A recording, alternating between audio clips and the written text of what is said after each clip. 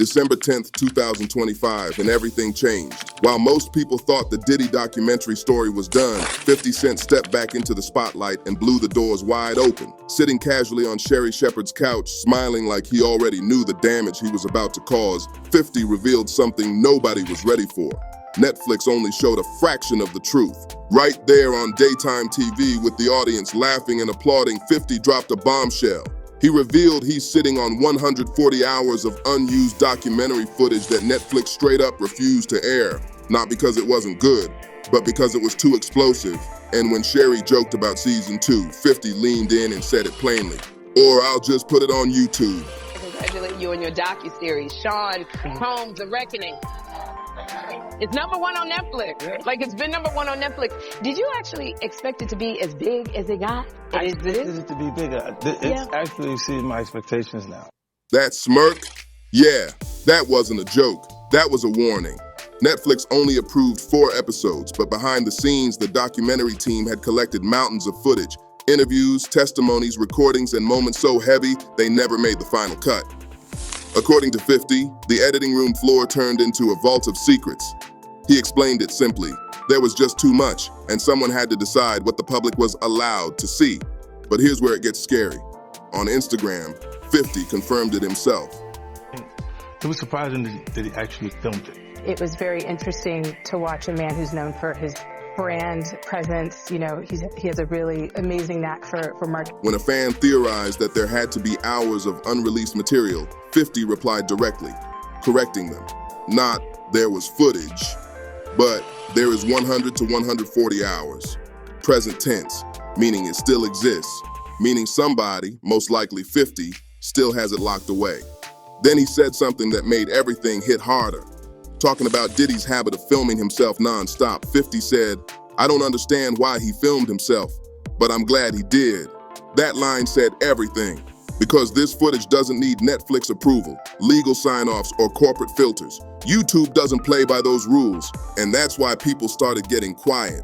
Because if 50 drops that footage online, there's no editing to soften it, no legal team trimming edges, no network deciding what's too risky. Just raw material, frame by frame, straight to the public. 50 even hinted that people still defending Diddy should brace themselves.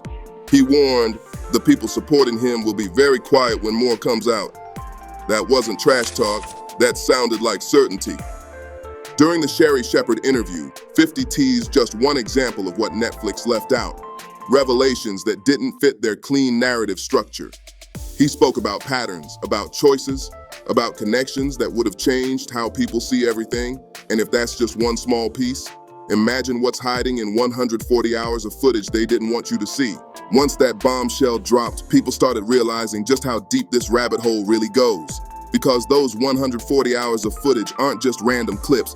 They're filled with connections, patterns, and moments Netflix clearly didn't want to touch. And one of the first examples 50 Cent hinted at made jaws drop instantly. On Sherry Shepherd's show, 50 casually revealed something that felt small at first. But the more you think about it, the darker it gets. And so here on the case, we'd like to take a little bit more time and focus on some of the things that the jurors saw and heard. So we want to talk about the evidence of Kid Cudi's car. Leather lined with gasoline, luxury, cayenne-colored seats coated black with ash. He talked about a pattern he noticed over the years, saying Diddy had a habit of dating women who were previously connected to other powerful men. Not random relationships, targeted ones. According to 50, this wasn't coincidence. It was intentional. Then he dropped a name that made the room go quiet. Sarah Chapman. She's the mother of Chance Combs, born in 2006. What most people didn't know, Sarah Chapman was allegedly involved with Tupac Shakur back in 1995. That revelation just hung in the air. 50 didn't even need to say much. The implication spoke for itself. To him, it showed a disturbing pattern of conquest, ego, and dominance that went way beyond romance, even stretching beyond the grave. And according to 50, that connection wasn't even fully explored in the Netflix cut. He hinted that there's commentary and context sitting inside those 140 hours that would have made this pattern impossible to ignore. But Netflix chose restraint. YouTube, that's a whole different game. Then there's the topic Netflix avoided completely. Kim Porter's death in 2018. The mother of 3 of Diddy's children passed away at just 47, and conspiracy theories exploded almost immediately. The documentary didn't touch it at all. Why? sensitivity, legal risk, and respect for the family, especially since Kim's children publicly rejected those theories. Netflix chose to step back, but that left a massive gap in the story. And here's the thing, 50 might be holding material that fills in those gaps. Not speculation, not rumors, but footage and testimony that never made it past the cutting room floor. That's why people believe the real story is still locked in that vault. Another explosive topic Netflix barely touched, the Kid Cudi car firebombing allegation brought up during the 2025 trial. According to testimony, there was an alleged Molotov cocktail attack on Kid Cudi's Porsche following a conflict involving Cassie. The trial included forensic details, witness accounts, and timeline evidence. But Netflix minimized the entire storyline. Why? Because there was no definitive proof tying everything together. Streaming platforms don't gamble on gray areas, but YouTube doesn't need that same level of certainty. It runs on public record, testimony, and open discussion. And that's where 50's power comes in. And let's not forget, the documentary didn't even mention the 20-year feud between 50 and Diddy. Not once. That wasn't accidental. Netflix wanted credibility, not a hit piece. Bringing up their personal beef would have made the whole thing look biased.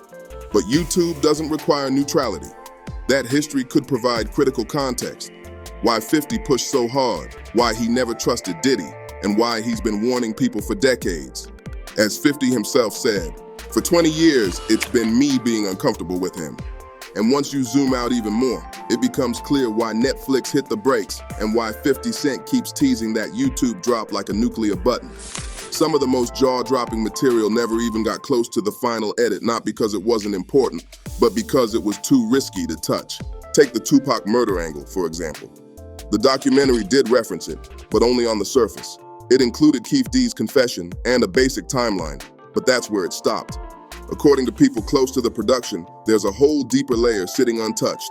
Additional witness commentary, alleged money trails, and conversations that would have required entire episodes on their own. Netflix made a calculated choice to stay cautious, keep distance, and avoid legal blowback. But that deeper footage, it still exists. And then there are the infamous white parties, completely skipped over. These weren't small gatherings. From 1998 to 2009, these parties pulled in everyone, actors, musicians, models, and industry elites, all dressed in white, surrounded by excess. Diddy's team has always claimed nothing inappropriate ever happened, and Netflix chose not to challenge that narrative directly. But the real question people are asking now is simple. What does the unused footage show? Things get even heavier when you bring in Cassie's 2025 trial testimony. 4 days of emotional statements describing alleged abuse, coercion, control, and situations that forced her to dissociate just to cope. According to insiders, none of that made it into Netflix's cut. Why? Too recent, too raw, too legally complex. But the trial transcripts are public record, and YouTube doesn't need permission to discuss them. That's another door Netflix refused to open, but 50 clearly wants to. Even the footage Netflix did use tells a disturbing story. Much of it came from Diddy's own videographer, Michael Oberlander, who later claimed the footage was leaked by a third party while he was away. That alone raised eyebrows. Diddy's team immediately fired off cease and desist letters, calling the footage stolen and threatening massive lawsuits. Netflix didn't flinch. They said everything was legally obtained. That legal panic alone shows how dangerous the footage really is. Think about it. If it was harmless, nobody would be threatening billion-dollar lawsuits. Consider a pre-existing beef, right? For 20 years, right? It's me being uncomfortable with him suggesting that he takes me shopping, or I looked at it like it was like a test. And then there are the moments already shown that shook viewers. Diddy asking for help from someone known for dirty business, requesting hand sanitizer after hugging fans in Harlem, private conversations that exposed cracks in his public image. Those moments alone changed how people saw him. Now imagine 140 more hours of moments just like that, unfiltered, unscripted, and unprotected by corporate editing. 50 made it clear this isn't about entertainment anymore. This is about access. Netflix had limits. Episode length, legal review, corporate risk. YouTube has none of that. No gatekeepers, no narrative control. Just upload and let the public decide. That's why December 10th, 2025 feels different. It wasn't a tease, it was a line in the sand. When 50 said, "I'll just put it on YouTube," he wasn't bluffing. He was reminding everyone that the full story doesn't belong to a network. It belongs to whoever presses upload. And here's where the story turns from shocking to downright chilling. I feel like I need to wash, like I'm dirt. It shows you his character. Was that the reason for including it? Yeah. I mean, what's the odds that you would do that in front of a camera? Because once you look closer at the footage Netflix did air, you realize it was only the tip of the iceberg. What really scared people wasn't just what made it into the documentary, it was what almost didn't. One of the biggest fights behind the scenes came before the documentary even dropped. On December 1st, 2025, just one day before Netflix released the series, Diddy's legal team reportedly fired off a cease and desist letter demanding the footage be pulled immediately. They claimed the documentary used unauthorized private recordings, including moments filmed just 6 days before Diddy's arrest in Manhattan. That alone raised alarms.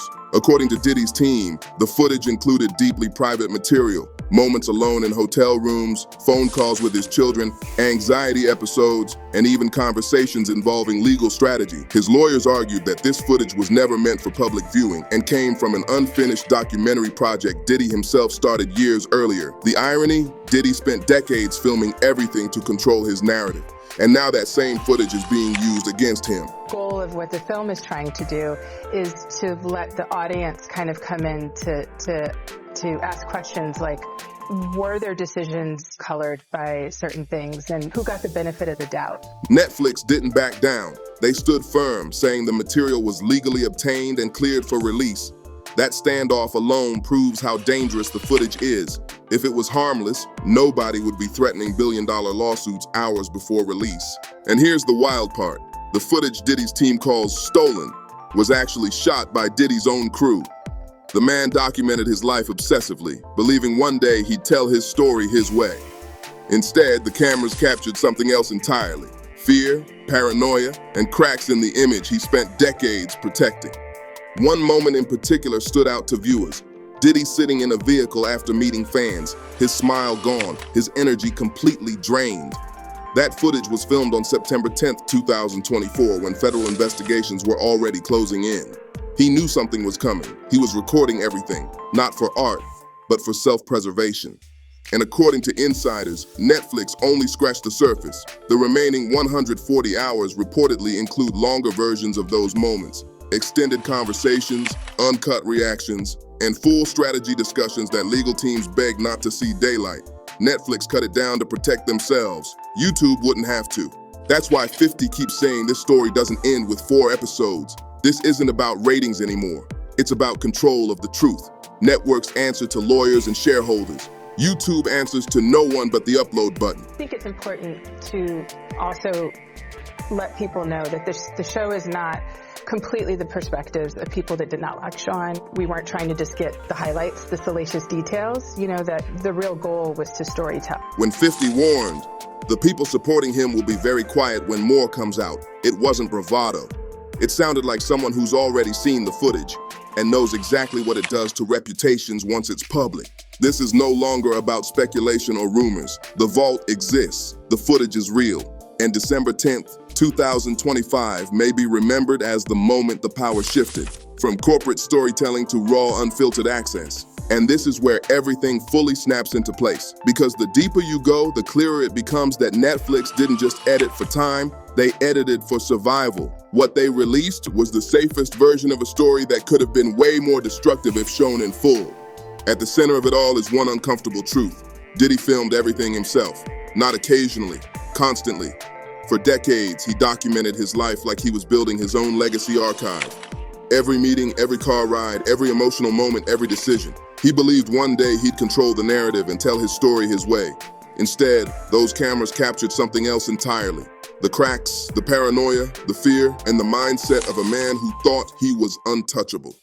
According to sources close to the project, some of the unreleased footage includes full conversations with attorneys, moments of strategizing, and behind-the-scenes reactions as legal pressure mounted. That's not documentary gold. That's legal dynamite. Listen to me. I'm going to get off the phone right now, and I am going to let you professionals look at the situation and come back to me with a solution. No matter what, no matter what nobody said. Let's just here and there, y'all are not working together the right way. We're losing. Streaming platform wants to be responsible for airing material that could directly interfere with active cases or expose internal legal tactics. That's why Netflix stepped back. But YouTube? That's a different beast. There's no episode limit, no pacing concerns, no legal department trimming the edges until nothing sharp remains. Each clip could be broken down piece by piece, paused, analyzed, discussed, letting the public decide what it means. That's the nightmare scenario for anyone trying to contain a narrative. Another piece Netflix avoided completely: intent and mindset. The documentary focused on events, what happened, who said what was alleged, but it stayed away from deeper psychological patterns. Those patterns, according to 50, they're all over the unused footage. The repeated need for control, the obsession with image, the calculated public persona contrasted with private behavior. That's the stuff that changes how people interpret everything, and then there's the timing. Much of this footage was recorded, knowing investigations were already underway. That context alone shifts how every word, every gesture, every decision looks. A smile becomes performative. A statement becomes defensive. Silence becomes intentional. Netflix hinted at this, but they didn't lean into it. 50 knows exactly what he's holding. That's why he hasn't rushed the release. He's letting anticipation build, letting people realize the story still has unanswered questions. When he says, "This doesn't end here," it's not hype, it's logistics. The most dangerous part isn't even what the footage shows. It's what it connects. Moments that seem harmless alone become explosive when lined up chronologically. Patterns become undeniable. And once the public sees that full timeline, there's no unseeing it. That's why December 10th didn't feel like an announcement. It felt like a countdown. Because when raw footage meets public curiosity with no filters in between, the narrative no longer belongs to corporations, lawyers, or PR teams. And this is the moment the whole situation turns from media drama into a full-on power shift. Because what 50 Cent is threatening now isn't just another documentary drop. It's a complete breakdown of how stories get controlled in the first place. Netflix played by the rules. YouTube doesn't have to. And that's exactly why this scares so many people. Think about it. Streaming platforms move slow. Lawyers review everything. Executives weigh backlash. Scenes get cut not because they're false, but because they're too dangerous to touch. That's how you end up with 4 polished episodes instead of the full 140-hour reality. Netflix made choices based on risk, not curiosity. And that's where 50 saw an opening. Because on YouTube, there's no episode cap, no pacing rules, no, does this fit the narrative? Every single claim can be examined on its own. Trial transcripts can be read word for word. Witness testimony can be replayed and analyzed. Timelines can be laid out without worrying about runtime or advertiser comfort. That's a whole different level of exposure. This is especially true when it comes to intent. Netflix focused on what allegedly happened, but they avoided digging deep into why certain patterns kept repeating. According to 50, that why is scattered all throughout the unused footage. Reactions that don't match public statements. Private moments that contradict polished interviews. Body language, tone, silence. The stuff documentaries usually leave out because it's harder to defend in court. And let's be real. Once the public sees raw footage, perception changes fast. A single uncut clip can undo years of PR work. That's why so many supporters have already started backing away quietly. No statements, no defense, just silence. That silence, it's loud. 50 hasn't framed this as revenge. He's framed it as completion. He said multiple times this story isn't finished. That Netflix told a version, not the version. And the fact that he's calm about it, that's what makes it hit harder. No yelling, no panic, just confidence from someone who knows exactly what's in that vault. He's also been careful with his language. He doesn't say proof, he says footage. He doesn't say facts, he says what was recorded. That distinction matters because footage doesn't argue, it just exists. And once that footage goes public, the conversation shifts from, is this true, to, why didn't we see this before? That's when the real fallout begins. That's when narratives collapse. So when 50 smirked on that couch and said he'd just put it on YouTube, it wasn't a joke or a flex. It was a reminder that control is fragile, that no matter how powerful someone thinks they are, once the cameras are rolling and someone else owns the footage, the ending is no longer yours to write. And now it's clear. This isn't just about exposing footage, It's about ending the story on 50 Cent's terms. For years, people laughed off his warnings, brushed them off as trolling, or chalked it up to old industry beef. But December 10th, 2025 made one thing undeniable. 50 wasn't guessing, he was waiting. That smirk on Sherry Shepherd's couch said everything. It wasn't arrogance, it was certainty. The kind that only comes from someone who's already seen what's in the vault. When 50 talks about those 140 hours, he doesn't sound excited. He sounds prepared, like someone holding receipts they never needed to rush. What really separates this moment from everything before it is ownership. Netflix controlled their cut. Lawyers shaped the narrative. Editors trimmed edges to protect the platform. But YouTube flips that entire structure upside down. No network executives, no shareholder meetings, no too sensitive labels. Just footage. Raw, chronological, and uncensored. That's terrifying for anyone whose public image depends on selective storytelling, because once long-form footage drops online, people don't just watch, they dissect, they pause, they replay, they compare clips across years. Patterns become undeniable when the timeline is uninterrupted. This is especially dangerous when it comes to self-recorded footage. Diddy believed the camera was his shield. He treated it like a diary, a future documentary, a safety net. But cameras don't lie. They record. And intentions don't always survive playback. 50 has hinted that some clips show a man fully aware the walls were closing in, adjusting behavior, rehearsing language, framing conversations as if preparing for future scrutiny. That context alone changes how every public statement is viewed. It reframes confidence as calculation and silence as strategy. And the timing couldn't be worse for anyone hoping this would fade away. Public trust in institutions is already fragile. People don't believe edited narratives anymore. They want source material. They want to see it themselves. That's exactly what YouTube offers. Direct access without interpretation. 50 understands this better than anyone. He's not asking people to believe him. He's daring them to watch. That's a dangerous position for anyone on the other side of the footage. This also explains why the reaction hasn't been loud. It's been quiet. No long statements, no press tours, no confident denials, just legal positioning and silence. Because once footage exists, arguing doesn't erase it. So when 50 says this story doesn't end with 4 episodes, he's not teasing content. He's describing inevitability. A vault exists, the footage is real, and the longer it stays hidden, the more powerful it becomes. December 10th wasn't an announcement, it was a reminder. The upload button is still there, and when it gets pressed, there's no rewind for anyone involved.